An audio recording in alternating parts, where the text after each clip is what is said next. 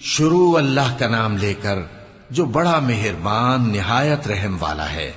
آسمان کی اور رات کے وقت آنے والے کی قسم، اور تم کو کیا معلوم کہ رات کے وقت آنے والا کیا ہے؟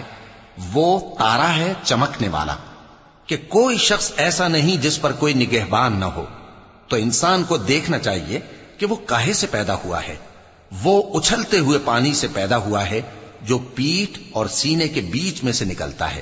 بے شک وہ یعنی خالق اس کو دوبارہ پیدا کرنے پر قادر ہے۔ جس دن دلوں کے بھید جانچے جائیں گے تو انسان کی کچھ پیش نہ چل سکے گی اور نہ کوئی اس کا مددگار ہوگا۔